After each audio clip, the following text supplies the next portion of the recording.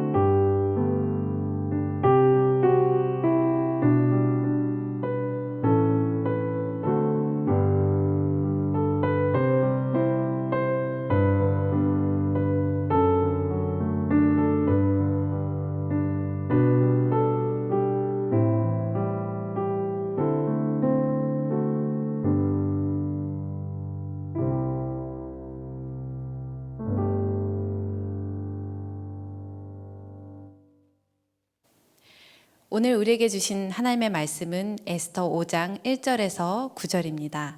제가 읽도록 하겠습니다. 제3일에 에스더가 왕후의 예복을 입고 왕궁 안뜰 곧 어전 맞은편에 서니 왕이 어전에서 전문을 대하여 왕자에 앉았다가 왕후 에스더가 뜰에 선 것을 본즉 매우 사랑스러움으로 손에 잡았던 금규를 그에게 내미니 에스더가 가까이 가서 금규 끝을 만진지라.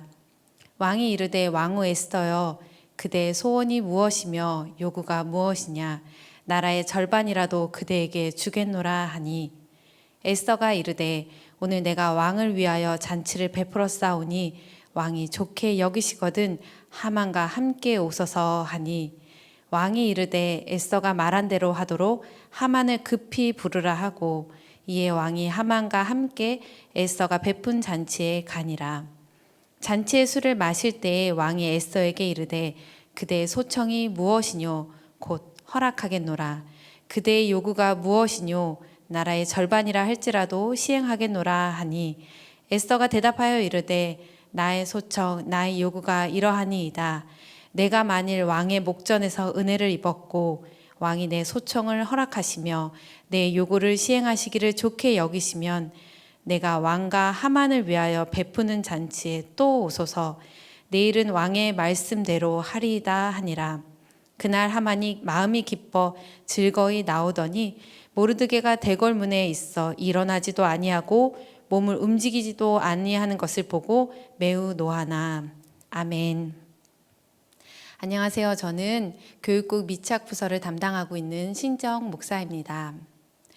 저는 언제부터인가 TV 프로그램 중에 뉴스가 제일 재미있습니다. 정치, 경제, 사회, 문화 여러 가지 분야에서 세상에 일어나는 수많은 사건과 또 사고들을 보면서 각본 없는 드라마 같구나라는 생각을 하곤 하죠. 또 재밌는 것은 방송국마다 같은 사건을 조금 다른 시각으로 다르게 보도를 한다는 것입니다. 세상을 바라보는 눈들은 이처럼 다 다른 것 같습니다. 그래서요, 같은 상황을 보고도 저 사람은 참 운이 나빴군, 또는 저 사람은 저럴 운명이었어 라고 사람들은 이야기합니다. 하지만 우리 그리스도인들은 어떻게 이야기하죠?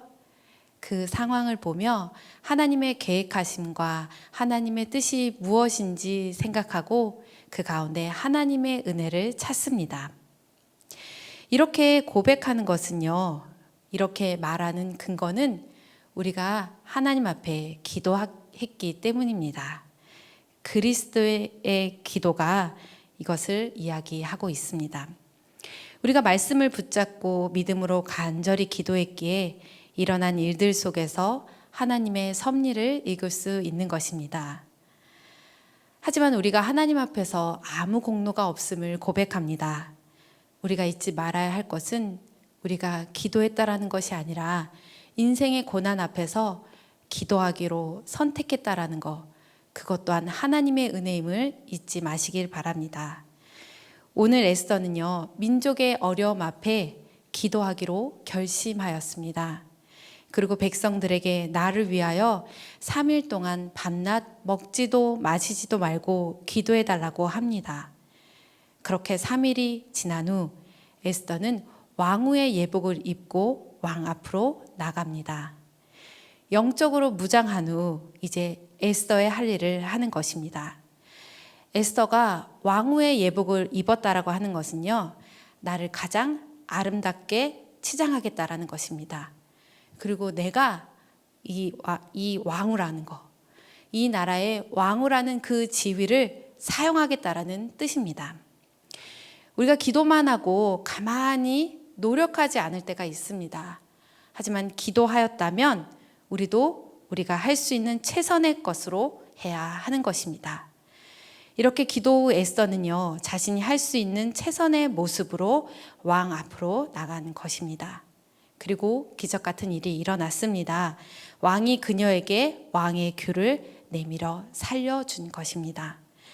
세상 사람들이 봤을 때는 우연으로 볼 수 있습니다. 또 이건 에스더가 정말 뛰어난 외모를 가지고 태어난 그 덕분이야 라고 사람들은 볼 수도 있습니다. 하지만 우리는 모두 알고 있습니다.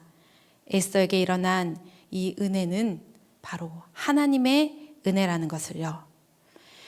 이것은 무엇을 보고 알 수 있을까요? 오늘 본문의 에스더는요, 조금도 서두르거나 조급해하지 않습니다. 다급한 마음에 왕이 귤을 내미자마자 왕에게 하만이 음모를 꾸미고 있습니다 라고 이야기를 할 수도 있습니다. 하지만 왕은 자초지경 알지도 못하는 상황 속에서 내가 내린 그 조서가 하만의 음모였다고? 그렇다면 내가 판단을 잘못하고 내린 잘못된 조서란 말인가? 라고 하면서 왕은 내가 잘못했다라고 생각하며 심기가 불편할 수도 있습니다. 그리고요, 에스더가 왕후의 권한으로 내 개인의 원한이 있으니 물어보지도 말고 하만을 죽여달라고도 할 수 있습니다. 그런데요, 지금은 하만이 왕에게 신임을 받고 있기 때문에 자칫 잘못하면 아무런 소득 없이 에스더의 평판만 나빠질 수도 있습니다. 그래서 에스더는요, 오히려 잔치를 베풀었으니 왕이시여 하만과 함께 이 잔치 자리에 와달라고 그렇게 소원을 이야기합니다. 정말로 그 잔치 자리에요, 원수와 함께 식사를 한다는 건요, 에스더가 그만큼 내 개인적 감정을 다 누르고 이성적 강한 정신을 가지고 붙잡고 그 일을 하고 있다는 것입니다. 그렇게 잔치 자리에서도요, 에스더는 말을 아꼈습니다.